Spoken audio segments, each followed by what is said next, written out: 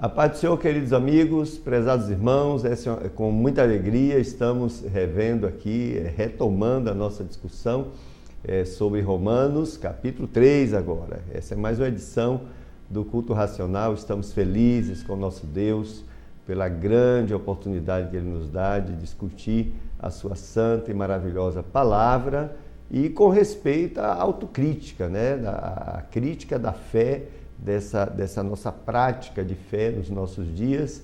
É importante que a gente retome aí a nossa atenção àquilo que Deus diz, e o Culto Racional, ele é um programa que tem essa pretensão, é um programa amigo da fé, mas acima de tudo amigo, da palavra de Deus, e nós queremos nos submeter sempre àquilo que o Senhor nos deixou, nos revelou.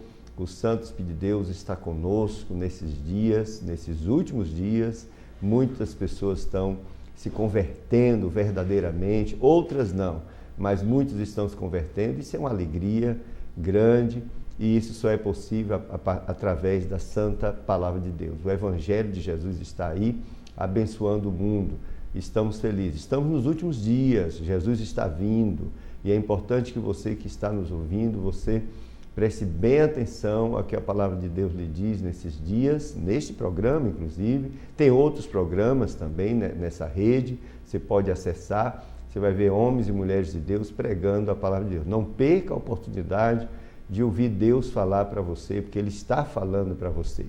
Então, essa edição ela vai dar continuidade ao nosso projeto, que começou em fevereiro do ano passado, está fazendo um ano agora, um projeto de discutirmos capítulo por capítulo, versículo por versículo da palavra de Deus. Escolhemos o livro de Romanos por ser um livro profundo em doutrina cristã. É realmente um tratado sobre as doutrinas, principais doutrinas cristãs, justificação pela fé. Isso é algo maravilhoso, isso é algo que nos liberta, nos liberta completamente do legalismo, daquela dependência das nossas obras, dos nossos méritos para chegar à presença de Deus. E esse livro, ele é rico porque ele discute essas questões com muita propriedade, que Deus revelou a Paulo. Não é à toa que através desse livro Lutero ficou completamente transtornado e teve que romper com o sistema religioso, e ele fez isso na intenção de trazer de volta essa base da doutrina cristã, que é a justificação pela fé. O mérito é só de Jesus Cristo. Bom, e hoje nós vamos dar continuidade a essa discussão, a esse projeto. É um projeto demorado, por isso que passamos um ano estudando 2 capítulos apenas, desculpem, mas vamos avançar, não temos pressa, porque cada versículo ele termina abrindo discussões diversas, doutrinárias, e a gente faz questão de se manter preso àquele versículo até que a gente esgote, não que a gente esgote a profundidade da palavra de Deus, mas dentro da discussão a gente esgote o máximo possível para depois seguir para outro versículo. É essa a ideia, e o Senhor tem nos abençoado muito, tem nos falado muito. Eu estou feliz porque você nos acompanha, porque você está conosco. Bom, eu quero agora convidá-lo para uma oração. Logo após vamos ler o texto da palavra de Deus. Senhor nosso Deus, bendito Senhor, exaltado é o teu nome. Estamos felizes, estamos, ó Deus, contentes, satisfeitos com a tua operação, Senhor, em nossas vidas, com a manifestação da tua misericórdia, da tua graça, Senhor, sobre as nossas vidas. Tu és bom, tu és maravilhoso, tu és aquele que nos socorre, que nos ampara, que vê as nossas fraquezas, e mesmo assim, Senhor, o Senhor nos coloca numa posição tão excelente de sermos mensageiros da tua santa palavra.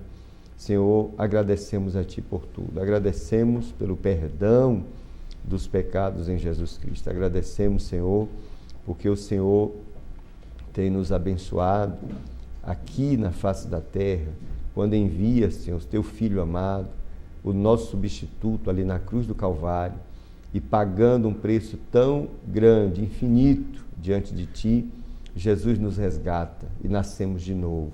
Obrigado por Jesus Cristo, Senhor. E rogamos o perdão dos nossos pecados nesse dia, Senhor, que o Senhor nos habilite a andarmos na Tua presença, Senhor, a termos comunhão contigo.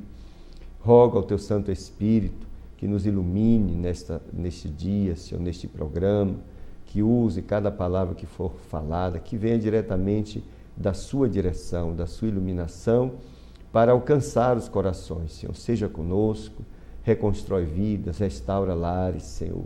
Nos ajude, Pai. Em nome de Jesus é a nossa oração. Amém. Amém. Vamos então ler a Santa Palavra do Senhor, versículo 1 do capítulo 3. Observe, estamos entrando no capítulo 3, né? Quem sabe a gente passa aí mais esse ano todo de 2015 com 2 capítulos. Vamos ver se a gente consegue avançar um pouquinho mais, mas estamos aqui sem pressa e você está convidado a andar essa caminhada aí com a gente. Bom, o capítulo 3 de Romanos, versículo 1 em diante, vou ler de 1 até o 20, né? De 1 até o 20, que dizem assim: qual é, logo, a vantagem do judeu? Ou qual a utilidade da circuncisão? Muita em toda maneira, porque, primeiramente, as palavras de Deus lhe foram confiadas. Pois que, se alguns forem incrédulos, a sua incredulidade aniquilará a fidelidade de Deus? De maneira nenhuma. Seja Deus sempre verdadeiro e todo homem mentiroso, como está escrito, para que sejas justificado em tuas palavras e venças quando fores julgado. E se a nossa injustiça for causa da justiça de Deus, que diremos? Porventura será Deus injusto, trazendo ira sobre nós? Falo como homem. De maneira nenhuma. Do outro modo, como julgará Deus o mundo? Mas, se pela minha mentira abundou mais a verdade de Deus para a glória sua, por que sou eu ainda julgado também como pecador? E por que não dizemos como somos blasfemados e como alguns dizem que dizemos, façamos males para que venham bens? A condenação desses é justa, pois que somos nós mais excelentes? De maneira nenhuma, pois já dantes demonstramos que tanto judeus como gregos, todos estão debaixo do pecado. Como está escrito, não há um justo, nenhum sequer. Não há ninguém que entenda, não há ninguém que busque a Deus. Todos se extraviaram e juntamente se fizeram inúteis. Não há quem faça o bem, não há nenhum só. A sua garganta é um sepulcro aberto. Com a língua tratam enganosamente, peçonha de áspides está debaixo de seus lábios. Cuja boca está cheia de maldição e amargura. Os seus pés são ligeiros para derramar sangue.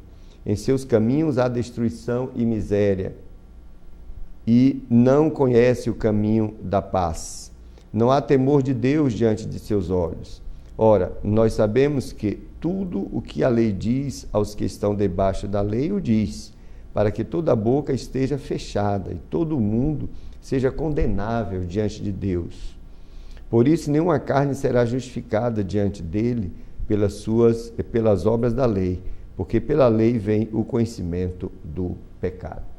Esse é um texto inicial do capítulo 3. Esse capítulo, de fato, Paulo começa a fazer um diálogo com o judeu fantasma, né, que estaria questionando o que ele falou, né, no capítulo 2. Capítulo 2, nós vimos, finalizamos no programa passado, nós vimos no capítulo 2 que há denúncias sérias, né, com respeito à prática judaica, né, não do ritualismo, não do cerimonialismo que havia, né, não do cumprimento daquelas regras, daqueles preceitos, mas a prática na vida, né, diária daqueles judeus, particularmente das lideranças, que, segundo o capítulo 2 diz, o seu testemunho fazia com que as pessoas blasfemassem do nome de Deus. E eles não recuavam, eles continuavam a vida religiosa de hipocrisia, se escondendo atrás da vantagem, entre aspas, de ser judeu, porque Deus os escolheu como povo que levaria o nome de Deus. Contudo, na prática, esse nome era, digamos assim, blasfemado. E o capítulo 2 ele faz essas denúncias, inclusive exibindo pecados que eram praticados, tanto pecados externos como pecados do interior. E aí Paulo introduz, né, ele termina desmontando, né, esse orgulho religioso. É claro que é o Espírito de Deus usando esse homem de Deus, e ele redefine o que é ser judeu, né? Antes, um judeu que ele fala que o é exteriormente, que tem a carne, né, que foi transformada ali numa cirurgia, né, no pênis da criança de 8 dias de vida, a circuncisão, que caracterizava, a circuncisão era muito forte, representava todo esse sistema de lei mosaica, né, os preceitos, os ritos, estava tudo ali na circuncisão. E Paulo redefine não só o judeu, mas como a própria circuncisão. Ele diz que o judeu verdadeiro é aquele que o é interiormente. E a circuncisão verdadeira é aquela que o é interiormente, ou seja, aquela no coração, no espírito, que recebe louvor do próprio Deus. E aí ele introduz, em paralelo a essa discussão, introduz a dimensão da graça, né? Uma discussão sobre a dimensão da graça, não explicitamente, mas a gente vai ver ao longo dessa carta, ele vai apresentar, já no capítulo 3, a salvação pela graça, mediante a fé em Jesus Cristo, e ele, na realidade, estaria falando ali da circuncisão verdadeira, que é no coração, no espírito, que é o novo nascimento.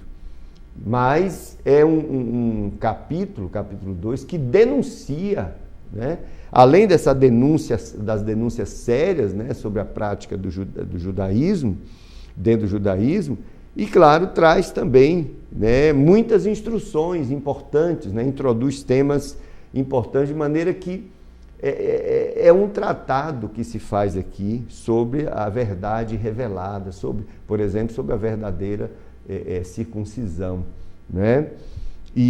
Mas é denunciada a prática de vida dos líderes religiosos daquela época. E no capítulo 3, ele começa a perguntar qual é a vantagem importante de ser judeu. E ele vai fazendo diversas perguntas, como se fosse um judeu questionando ele. O judeu está dizendo, olha, mas Deus me deu os oráculos. Ora, mas eu, se a minha injustiça, né, fez com que a justiça de Deus aparecesse, então por que eu sou julgado? Argumentos possíveis que os líderes religiosos, com certeza, combateriam o próprio Paulo. Ele se adianta e ele mesmo faz essas perguntas e ele mesmo responde essas perguntas. É um método assim, literário, né? uma forma, né, dele. Eu não entendo muito de literatura, mas é uma forma que Paulo usa de fazer diálogo, né, com um fantasma, uma possibilidade de perguntas e respostas, de maneira que ele vai ensinando, vai doutrinando, respondendo essas perguntas que provavelmente seriam feitas pelos judeus que estavam sendo acusados a partir do capítulo 2. Tá? Mas é importante ser dito que essa acusação que é feita na realidade, está havendo como é que eu diria, meu Deus? Uma forma de desmascarar, né, aquela prática religiosa que não honrava a Deus. E o próprio Espírito de Deus estava usando esse recurso para libertar aquelas pessoas, né? Para recuperar aquelas pessoas, para salvar aquelas pessoas. E usando o apóstolo Paulo, que, diga-se de passagem, Paulo era um rabino, que conhecia muito bem o judaísmo, que tinha experiência lá dentro, que era respeitado lá dentro. E dos itens, né, que fazia com que um dos itens que fazia com que Paulo fosse respeitado é que ele era um grande debatedor. Ele tinha métodos, né, para debater com as pessoas lá nas sinagogas. Era uma pessoa importante nesse sentido. Observe que Depois de convertido, quando Paulo chegava numa cidade, ele ia direto para a sinagoga. Ele não tinha medo de apresentar para o judaísmo o Messias que o judaísmo tinha rejeitado. Então ele, como conhecedor do Antigo Testamento, das profecias, e por ser um grande debatedor, ele era conhecido na região, né, pelo judaísmo, e ele sempre tinha portas abertas na sinagoga. E ele chegava nas sinagogas e começava a usar a própria linguagem do judaísmo, dos rabinos, e identificava, para trazer, na realidade a discussão era para trazer uma identificação de que aquele filho do carpinteiro era o Messias das profecias, que a profecia tinha sido cumprida e que agora o judaísmo precisava reconhecer. Muitos judeus se converteram, outros não. Outros ficaram presos ao legalismo, rejeitaram a Cristo, né, como todos nós sabemos, mas agora o Cristo que aparece para Paulo, ele diz, olha, eu estou chamando você para ser um pregador do meu evangelho entre os gentios. Jesus nem disse que estava chamando ele para falar para os judeus, ele disse entre os gentios. Paulo foi insistente e ia lá para as sinagogas debater na esperança de trazer muitos líderes religiosos, muitos líderes judaicos para o cristianismo. Mas Jesus chamou ele para ser apóstolo dos gentios, sim senhor. Quando ele teve a visão, Jesus disse, e você ainda vai sofrer por mim. Entendeu? Essa foi a chamada de Paulo. E ele fez algumas coisas assim, foi para lá, foi para cá, mas o objetivo da sua chamada, a sua chamada foi para isso. Estamos aqui por causa da pregação de Paulo, né, que saiu pipocando aí pregação em tudo quanto era país por ali e terminou chegando pela Europa, etc. E o tempo passou, chegaram missionários aqui no Brasil e hoje estamos aqui, Brasil, dentro desse contexto aqui, é um povo gentil, né, mas que foi alcançado pela palavra de Deus, foi alcançado pela pregação do Evangelho, e isso é uma felicidade para a gente. Bom, mas assim, então ele era um homem que tinha esses diversos métodos, né, era um grande debatedor, muito difícil conseguir vencê-lo num debate, porque ele era muito preparado, e Deus não chama as pessoas em vão, Deus chama e o coloca no lugar certo, para ele usar com aquelas capacidades que o próprio Deus fez, que o próprio Deus investiu na vida. Bom, então, o legalismo, e por que essa carta aos Romanos foi escrita? Né? Porque, na época, era comum pessoas que eram judias se converterem. Né? As pessoas estavam se convertendo, começou mesmo ali naquela região, lá em Jerusalém, inclusive, muitos se converteram, Pedro pregou, tinha gente que veio ali do Pentecostes de diversos lugares do mundo, judeus inclusive que estavam em outros lugares do mundo, que estavam ali, e muitos se converteram. Então, naturalmente, as comunidades cristãs tinham pessoas, não só pagãos que se converteram, gentios que se converteram, mas tinha também judeus que se converteram. E a tendência, né, porque a doutrina cristã ainda estava sendo ensinada, né, o próprio Cristo tinha deixado as pessoas, os evangelistas escreveram, né, fizeram os evangelhos ainda estavam sendo escritos, e Paulo, que se converte, começa a levar a mensagem do evangelho, porque ele teve experiência real com Jesus, teve outros encontros com Jesus, segundo se infere daquilo que está escrito aqui. E ele aprendeu muito com Jesus, e ele saiu levando o evangelho. Então as comunidades foram se convertendo, as pessoas foram enchendo as comunidades, e no meio ali tinha judeus. E tinha comunidades que a maioria era de judeus. E naturalmente, observe, naturalmente a tendência era de judaizar o cristianismo, né? Trazer o cristianismo para esse âmbito, né, do legalismo, da lei. E aí, na realidade, o Evangelho de Jesus, ele manifesta, né, aquilo que Deus fez, que foi a sua graça, né, um relacionamento com ele com base na graça e não com base no legalismo, no dogma, etc.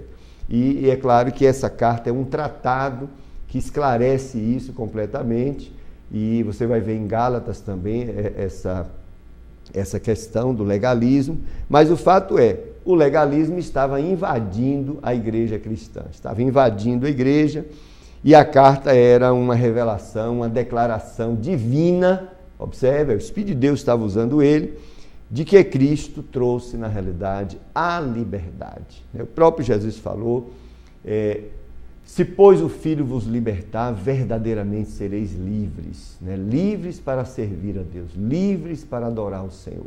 Eu estava ouvindo um missionário que nos visitou no domingo, missionário da Índia, e ele falando: vocês não sabem que glória, que bênção Deus dá para vocês aqui no Brasil, porque vocês têm a liberdade de fazer a coisa mais importante que nós devemos fazer na nossa prática de fé, que é adorar ao Senhor. Vocês têm a liberdade de fazer isso aqui no Brasil. Lá na Índia, lá onde ele diz que está, onde ele mora, não é possível se adorar a Deus livremente. Se fizer isso, morre. Observe que coisa maravilhosa, né? Mas a libertação que Cristo traz é uma libertação interior. Ainda que as autoridades nos proíbam, a gente vai ficar lá escondidinho, mas vai estar adorando a Deus, né? E a Bíblia diz: se o Filho, pois, o libertar, verdadeiramente sereis livres. E o que é que combate isso? O que é que se opõe a isso? O legalismo, porque o legalismo, ele engessa as pessoas, né?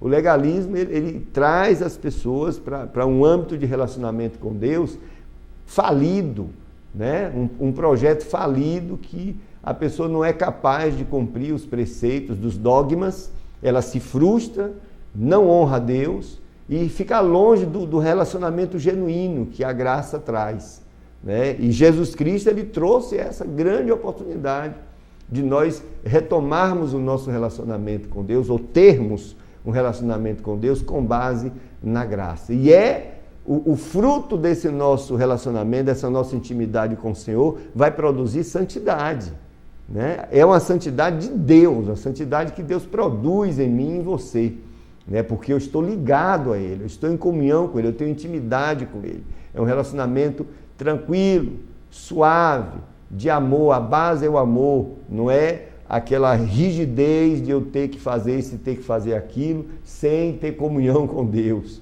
que é o que o legalismo faz. Hoje de manhã eu ouvi uma música que eu fiquei no rádio, fiquei muito decepcionado, gente famosa, não sei se é porque ficou famoso, né? Mas uma letra que eu considerei muito ruim. O cantor dizia assim: a minha santidade me leva à tua presença. Eu estou criticando isso porque o contexto da música era de mérito pessoal mesmo. E eu lamentei muito quando se canta uma coisa dessa, porque na realidade não é a minha santidade, no sentido de méritos próprios. É a santidade de Deus, que o Espírito de Deus implanta na minha vida. É Ele que me dirige a essa trajetória para que a santidade de Jesus seja implantada em minha vida. E isso a partir de um relacionamento, de uma doação de vida, de uma forma de eu permitir que Deus tenha liberdade em minha vida. Ele vai fazer isso. A minha santidade, a tua santidade é projeto de Deus inicialmente. Não é um projeto meu particular, é Deus que quer fazer isso. Isso faz parte do projeto de igreja. E não eu cumprir diversas regras e chegar para Deus e dizer: olha, eu sou santo, e por eu ser santo eu posso estar na tua presença. Essa era a ênfase da música, completamente equivocada. Ora, a própria Bíblia diz que não é por obras para que ninguém se glorie, exatamente para não acontecer isso. Eu estou hoje na presença de Deus, você está hoje na presença de Deus por causa da fé. Na fé, a fé em Jesus Cristo, deixa eu só adiantar aqui, Romanos capítulo 5, diz assim: sendo, pois, justificados pela fé. É o fato de eu ter sido justificado por Deus, que significa o quê? Deus colocou a justiça de Jesus Cristo sobre a minha vida, por causa da fé que eu tive nele, aceitei ele. Temos paz com Deus, por nosso Senhor Jesus Cristo, pelo qual também temos entrada pela fé a esta graça. Observe, nós entramos nesse âmbito, né? Pela fé, entramos no âmbito da graça, né? O texto que fala também, Romanos capítulo 3, agora já é Efésios, observe, Efésios, que diz assim, Efésios 2,8, porque pela graça sois salvos, por meio da fé, né? E isso não vem de vós, é dom de Deus, isso é Deus que faz, tá? Não vem das obras para que ninguém se glorie. Então, na realidade, eu estou na presença de Deus por causa de Jesus Cristo. Eu sou aceito diante de Deus por causa de Jesus Cristo. Deus me aceita por causa de Jesus, porque eu estou em Cristo. E começa a salvação, ela tem 3 etapas: a justificação, a santificação, que é um processo que Deus faz na vida do homem. O Espírito de Deus faz isso para transformar o meu caráter, a semelhança do caráter de Cristo, para que eu cresça e seja parecido com Jesus. E no final, a glorificação, quando eu vou receber uma libertação completa, um corpo, né, incorruptível, nunca mais, um corpo celestial que nunca mais se contaminará com pecado, não vai ter raiz de pecado nele, nunca mais vai pecar, nunca mais, por toda a eternidade. Isso é um corpo incorruptível, adaptado para a eternidade, um corpo eterno. Vamos adquirir a incorruptibilidade e a imortalidade, vamos viver eternamente neste corpo, segundo a Bíblia. E esse corpo não se contaminará, pode aparecer pecado como for, até porque vamos voltar aqui para a terra para reinar 1000 anos com Jesus, e vai ter pecado na terra ainda, das gerações que nasceram, mas nós estaremos glorificados. Nunca mais em toda a nossa existência o pecado vai nos incomodar, nunca mais, nunca mais. E outra, um corpo adaptado também para ter comunhão eterna com o Senhor, com o Deus eterno. Vamos passar toda a eternidade sem nenhum impedimento de chegar na presença de Deus, de ter comunhão com esse Deus. Isso é uma obra maravilhosa, a obra da salvação. E isso nada tem a ver com os nossos méritos, só a pessoa divina, Jesus Cristo, ganhou tudo isso, conquistou tudo isso na cruz do Calvário, para mim, para você. Não há como os méritos nossos, a nossa religião, né, os nossos dogmas, os nossos preceitos, a lei não consegue fazer isso. Exatamente o fato do homem não conseguir cumprir a lei não pôde salvá-lo, ao contrário, ela se transformou num juiz e matou o homem. E agora Deus usa o apóstolo Paulo para mostrar isso, que todos pecaram, destituídos estão da glória de Deus. Inicialmente essa é a condição, tanto o judeu como o gentio, como o pagão, todos estão na mesma condição, mas agora a graça se manifesta, né? Trazendo socorro, trazendo a salvação a todos os homens, e é ela também que vai me ensinar a ter essa vida de piedade diante do Senhor. Glórias a Deus por isso. Então Cristo trouxe a liberdade e a independência, tá? Glórias a Deus. E hoje nós vamos começar a discutir o versículo 1, né? Qual é logo a vantagem do judeu? Ou qual a utilidade da circuncisão? Ser judeu é vantajoso? Observe o contexto. Ser circuncidado tem alguma vantagem? Essa é a questão, tá? O sistema religioso, como eu disse, ele nos engessa, tá? Nos engessa para pensarmos, observe o que eu vou dizer, todos nós religiosos, eu também faço parte de um sistema religioso, mas precisamos ter um cuidado essencial, porque a gente pensa que estamos perfeitamente corretos, né, e seguros nos nossos conceitos doutrinários, tá? E até brigamos com os nossos irmãos, né? Os pentecostais acham que estão mais certos do que os tradicionais e vice-versa. Um chama o outro de ignorante, os calvinistas chamam os armenianos de ignorante. Eu até gosto dessa ideia, ignorantes com respeito à Bíblia, e vice-versa. Mas o fato é, estamos errados, todos nós estamos errados. Os assembleanos estão errados, eu sou da Assembleia de Deus, os presbiterianos estão errados, os batistas estão errados, os neopentecostais estão errados, os metodistas estão errados, todos estamos errados. Não há um grupo sequer que está correto 100%, porque se houvesse um grupo correto 100% com base na Bíblia, só existiria ele. E isso só mostra que todos nós somos ignorantes com respeito a muitos preceitos que a palavra de Deus revela. E como houve essa faixa da ignorância, cada um deu sua opinião aqui, deu sua interpretação aqui, e daqui surgiram esses diversos sistemas doutrinários, né, denominacionais, e nós convivemos com isso. E convivemos e nos enrijecemos nas nossas convicções. E brigamos, e lutamos, e dividimos igreja, e fazemos absurdos para defender a fé denominacional.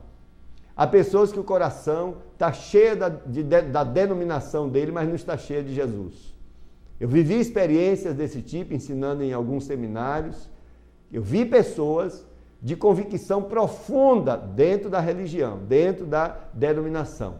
Mas vida com Deus, né? Convicção do corpo de Cristo, convicção de comunhão com Deus não tinha, mas defendia a tal denominação até morrer. Tem disciplinas de teologia que ensinam a ser assim. Isso é uma aberração, né? E o sistema religioso, quando nós abraçamos ele como o último bem que existe na face da terra, nós damos a vida por ele, mas não somos capazes de dar a vida por Jesus. Então, o sistema nos engessa, o sistema apresenta vantagens, tá? O sistema produz em uma escala muito grande uma prática de fé hipócrita, de aparência, que satisfaz ao sistema, mas que Deus está com o dedo em cima e diz, isso aqui está errado. E muitas vezes fazemos vistas grossas, não vemos aquilo que Deus está dizendo, porque muitas vezes o Senhor usa um ou outro para questionar as nossas práticas e a gente faz de conta que aquilo não pode ser, não deve ser, não é Deus, porque Deus é assembleano, Deus é batista, não é? Deus é presbiteriano. Essa é a grande questão. Deus é judeu. Pronto. Essa é a questão posta aqui. Deus é judeu. E porque Deus é judeu, o judeu tem vantagem sobre todos. E a grande questão era essa, mas o que está acontecendo aqui é um sistema religioso que engessou a forma desses líderes pensarem. E quando a gente é superficialmente religioso, a gente pensa exatamente assim, só a gente tem razão, só a nossa doutrina está correta e o resto precisa se converter, o resto está no inferno. Mas isso só declara baixa espiritualidade de todos nós. E eu me preocupo e me coloco também, claro, a minha grande preocupação hoje é que estamos virando o milênio, né? Viramos o século, viramos o milênio, apesar de tanto avanço, até no âmbito político, né, do povo evangélico. Nós já votamos, já decidimos hoje muito, até para presidente da República. Já temos candidato a presidente da República evangélico. O avanço financeiro, as igrejas estão cada dia mais ricas, né, financeiramente. Apesar do avanço em números de adeptos, né, as igrejas estão cada dia com mais membros e cada dia abre-se mais igreja. Apesar de tudo isso, a impressão que dá, pela própria experiência, o sentimento que o Espírito Santo nos dá é que estamos virando o milênio com uma profundidade com Deus muito rasa, de relacionamento com Deus muito, como é que eu diria assim, rarefeito, pouca profundidade, baixíssima espiritualidade, porque parece que o sistema religioso está vencendo, está nos afastando da nossa comunhão diária com o Senhor. E isso é muito grave. Por que isso é muito grave? Porque o sistema religioso, já está provado isso, ele é fadado ao fracasso, porque ele não honra Deus, ele só honra o homem. E o Senhor não deixa prevalecer nada na sua frente, no sentido de que a glória pertence a Ele, não pertence ao homem. E estamos cada dia alimentando e realimentando um sistema religioso. Claro que parece que inevitavelmente vamos participar de um, mas não precisamos viver em função dele. Uma das coisas que o Senhor nos falou há alguns anos atrás, há 2 anos, 3 anos atrás, 2 anos atrás, numa praça lá em Londres, nós encontramos 2 missionárias que estavam orando pelas pessoas na praça, provavelmente australianas, e elas nos encontraram e perguntaram, vocês gostariam que a gente orasse por vocês? Aí nós nos identificamos, elas se identificaram também, eram cristãs, missionárias, e sim, pode orar, irmã. E elas oraram, e uma das coisas que Deus falou muito para nós naquela reunião, no meio da praça, um frio terrível, e uma das coisas que veio ao nosso coração, o Senhor dizendo que ia mudar essa situação brasileira. Ele diz: o meu povo vai aprender a ser igreja, a ser corpo de Cristo. O meu povo no Brasil vai aprender a viver em função de uma comunhão genuína comigo. Ainda que fazendo parte desses sistemas ali, eu vou tirar do coração do meu povo essa dependência de servir a mim a partir de um sistema religioso, ou com base no sistema religioso, ou apenas se for através do sistema religioso. Jesus, queridos irmãos e amigos, nos libertou. Jesus não nos impôs que devemos montar templos e coisas desse tipo. Nós fazemos por diversas conveniências, né? Ninguém vai disponibilizar sua casa para receber uma multidão, para uma reunião de oração, para uma reunião de ensino bíblico, de treinamento. Não podemos fazer isso. Então o que é que a gente faz? A gente faz um templo. Faz um tempo para levar as pessoas para ali. Um lugar comum, onde todos podem sentar, ficarem confortáveis, etc. Agora, o que não pode é a gente transformar esse templo na casa de Deus, né? Como os judeus fizeram. Transformar esse templo numa denominação que as pessoas acham que Deus está ali e não nelas. E Jesus disse: olha, Deus procura verdadeiros adoradores, e os verdadeiros adoradores o adoram em espírito e verdade, né? Nós somos templo do Espírito. Essa é a dimensão da graça, do relacionamento com Deus. Deus veio morar em nós. Jesus removeu a necessidade de termos um templo como condição, né? Como condição para adorá-lo. Eu posso adorar a Deus 24 horas como eu estou aqui, porque o Espírito de Deus habita em mim. Isso é o que a graça nos trouxe. Somos livres para adorar a Deus em qualquer lugar. Somos livres para adorar a Deus, né, aonde estivermos e a hora na qual estivermos. Se eu trabalhar a semana toda e não puder, sei lá, ir no domingo no templo, não vou deixar de adorar a Deus. O templo é mais um lugar onde adoraria a Deus, e não o lugar de adorar a Deus. Muitos ainda dizem: vem, irmão, para a casa do Senhor. Para com isso, irmão. Os judeus diziam isso. Alegrei-me, como me disseram, vamos à casa do Senhor. Porque, de fato, o templo de Salomão era uma referência onde a glória de Deus aparecia ali. Mas Jesus removeu isso. A glória de Deus agora aparece na minha vida e na sua vida. Nós somos o templo. Se não nos libertarmos dessa ideia judaica, vamos ficar iguaizinhos aos judeus que estão aqui e que estão sendo questionados. Qual é a vantagem desse orgulho religioso todo, porque estavam em pecado, não tinham vida com Deus? Essa é a grande questão. Então, qual a vantagem disto? Qual a vantagem de ser judeu, né? Eles achavam que não eram pecadores entre os pagãos. Olha que coisa interessante.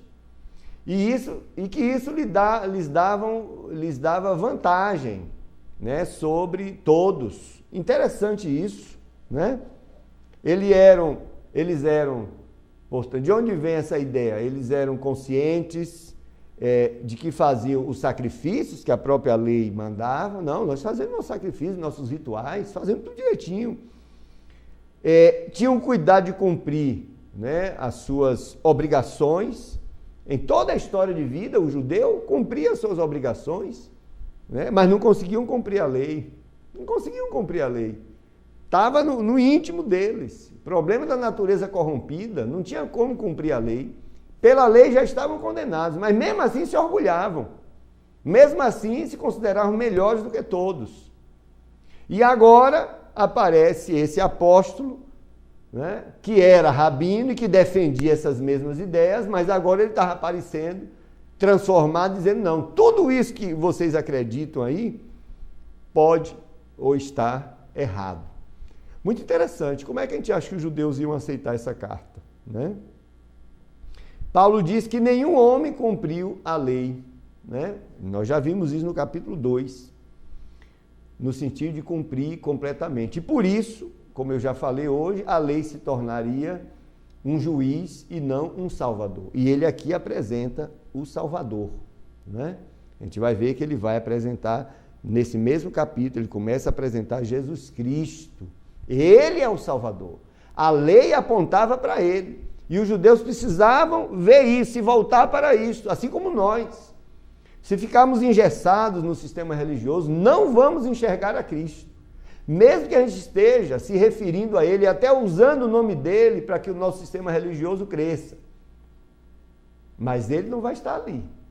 Estamos, como eu digo sempre nesse programa, construindo castelos lindos. Cada dia a gente manda pintar, né? Cada dia a gente manda colocar adornos nesse castelo para Deus. Deus tem que ficar ali, naquele templo, para a gente controlar ele para o nosso próprio benefício, tá? Mas Deus é livre.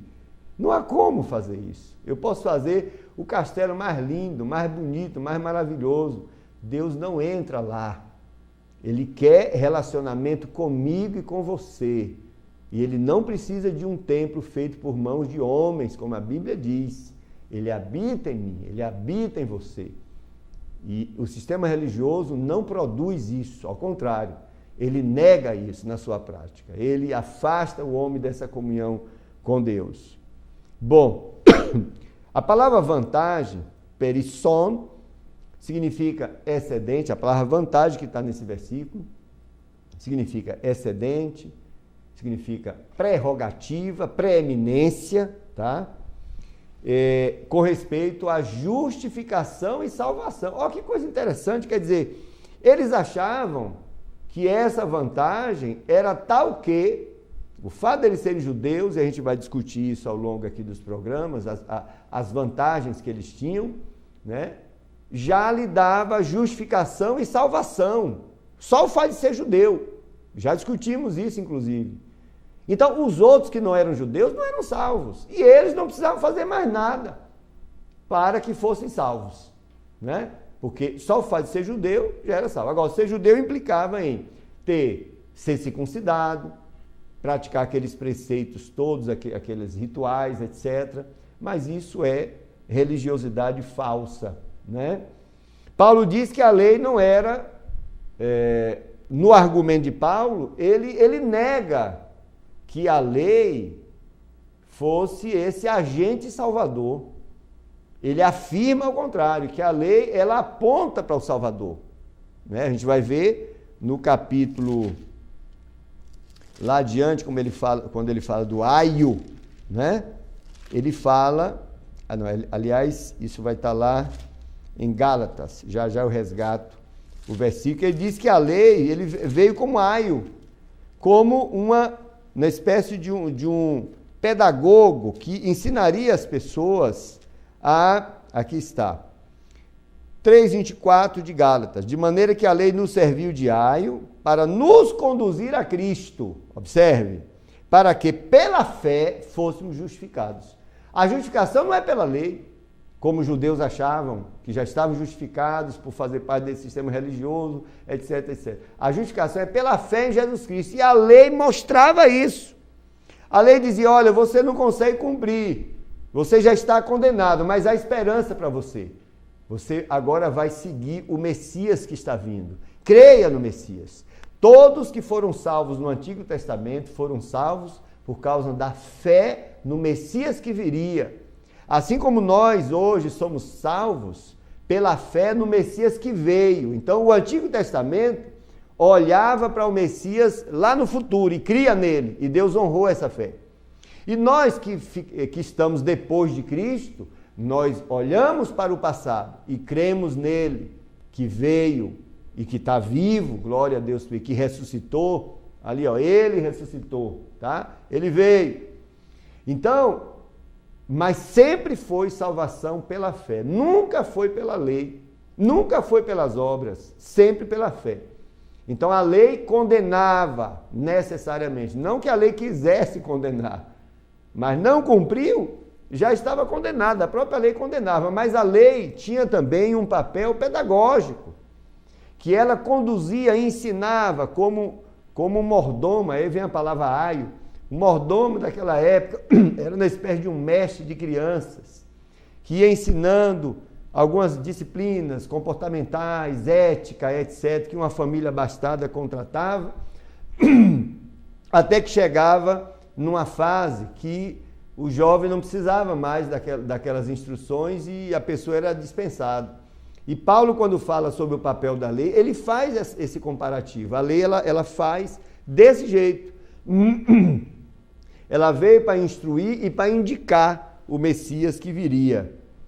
Bom, a lei não era, portanto, um agente salvador, mas preparava os judeus para aprenderem essa necessidade de escolherem ou de acolherem a pessoa do Messias, do Filho de Deus. E eles, mesmo assim, a cegueira espiritual não permitiu eles fazerem isso. Alguns sim se converteram, mas não o sistema como um todo. Bom, desculpem. Então, qual a vantagem de ser judeu? Qual a utilidade da circuncisão, né?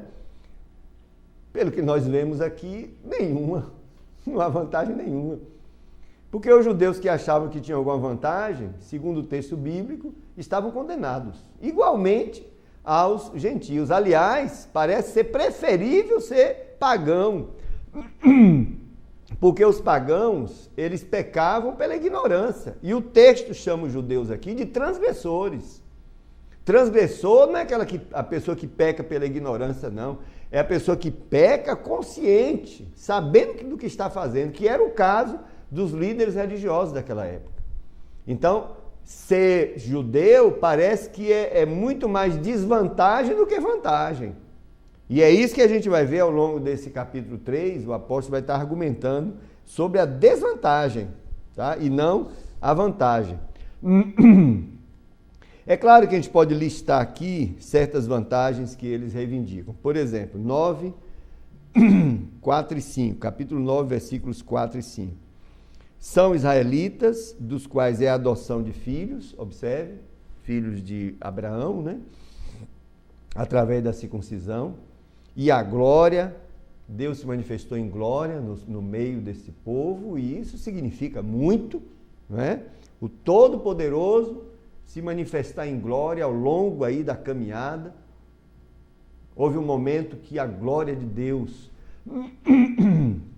se manifestou no templo de Salomão, que a Bíblia diz que os sacerdotes não conseguiam entrar no templo por causa da glória de Deus. Era insuportável no sentido, era algo maravilhoso, mas a carne humana não conseguia avançar e entrar na presença daquela glória, né?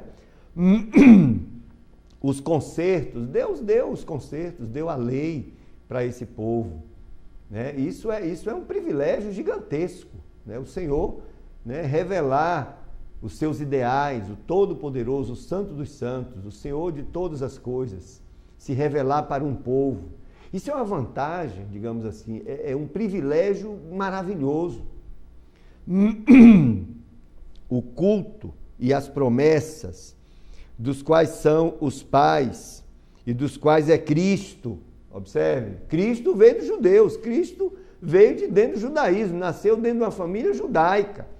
Para todos os efeitos, ele seria um judeu, sim, né? Bom, segundo a carne, Cristo foi, portanto, judeu segundo a carne, nesse sentido. Não pregou o judaísmo, mas ele nasce numa família judaica, de descendência judaica, segundo a carne, o qual é sobre todos nós. E Cristo, esse judeu, está sobre todos nós. Deus bendito eternamente, amém. Mas Cristo é Deus e é bendito eternamente, amém. São vantagens que aparecem. O texto de Romanos 3, que nós vimos, 3, versículo 2, qual é 1 e 2? Qual é logo a vantagem do judeu, ou qual a utilidade da circuncisão? Ele responde, muita, em toda maneira, porque primeiramente as palavras de Deus lhe foram confiadas. Apesar de todas essas vantagens que nós lemos em 9, 4, 5, quando Paulo responde a essa pergunta, qual é a vantagem, ele só relaciona os oráculos de Deus, né? As palavras de Deus que foram dadas a ele. E não o fato deles serem circuncidados, não o fato deles terem um rito, nada disso. Mas a gente vai discutir com mais detalhe essa discussão, que ela é bastante abrangente, né? A partir da semana que vem. Eu quero, portanto, encerrar aqui, né? Vamos retomar essa discussão do próximo programa, para a gente se aprofundar um pouquinho mais nessa questão judaica e esperamos, né, esclarecer muitas questões, porque hoje nós temos igrejas cristãs judaizadas e a gente precisa esclarecer isso. Deus abençoe você, obrigado por estar conosco, a paz do Senhor para todos e até mais.